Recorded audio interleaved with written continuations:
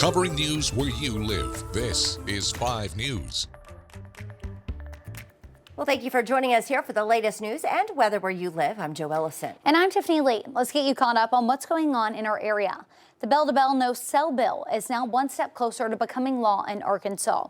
The bill sailed through the state Senate on Tuesday, and now it heads to the House for consideration. The act would prohibit students from using personal electronic devices throughout the entire school day. If approved by the House and signed into law, the measure would take effect at the start of the 25-26 school years. This is scheduled for discussion in the House Education Committee on Thursday morning.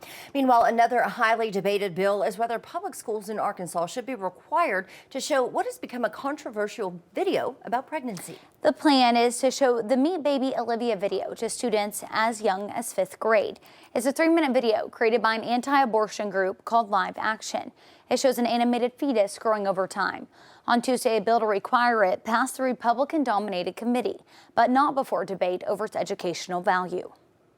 Requiring children to view a medically inaccurate video created and promoted by an extremist group is unethical, unfair, and dangerous. This is science.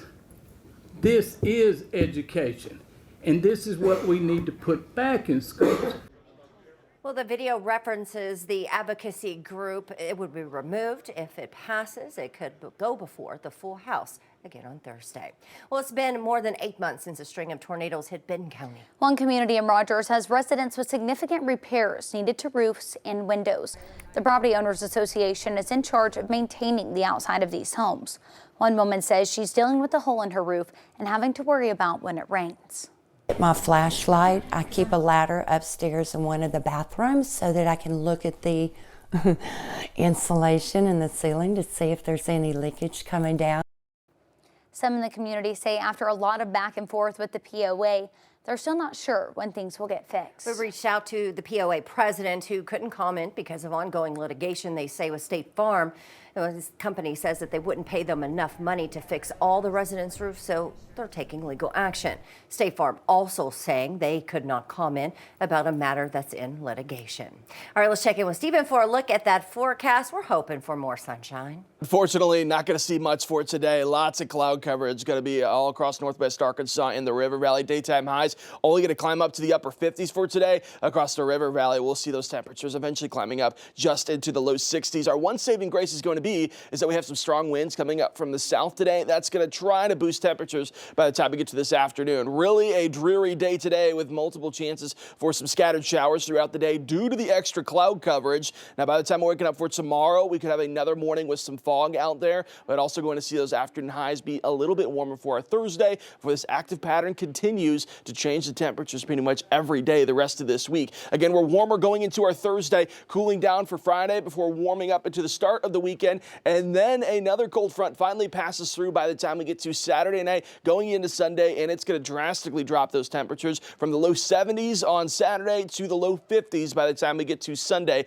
as that cooler air is going to make a difference by the time we get to early next week. Not only cooler air, but maybe some winter precipitation chances by the time we get to next week as well. Northwest Arkansas over the next 7 days, almost a dreary end to the week as well. Lots of cloud coverage, a few rain chances here and there. Again, that temperature going to fluctuate pretty much every day. Now, by the time we get to early next week, that's when the cold air is going to arrive. And with any chances of some precipitation, that's when we're going to see the chance of maybe that being on the wintry side. Although, though, by the time we get to Saturday night into Sunday, that's when that cold air is going to arrive and temperatures drastically drop by the end of the weekend.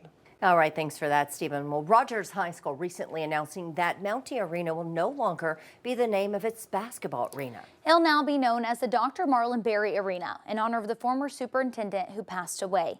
5 News reporter Parker Abels explains who he was and why he meant so much to the Rogers community.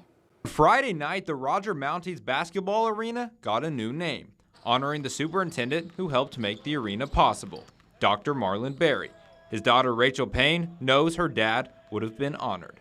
My dad, first off, would have been incredibly humbled and honored by the recognition, and we are too. And we just can't thank, Dr. Perry, the school board, the administration, everyone involved in naming the arena enough for this. While Dr. Berry was only at Rogers for 6 years, he devoted a lot of his time to making sure both Rogers and Heritage got the proper athletic facilities needed. The direction of the school board and his leadership, we ventured on the journey of how can we expand, develop some more on-site facilities at our schools and what we needed athletically. After Dr. Berry passed away in May, the school board knew they had to honor him. It just came about, what can we do to honor him and what he's done for Rogers Public Schools, and it worked out that we could do that. It wasn't just the love for the district, but student athletics as well, that fueled his lasting impact. He loved basketball. He was a great free throw shooter, actually. And, while he was there in Rogers, he did help them upgrade several of their athletic facilities. And so I think, that also makes the arena really special to us.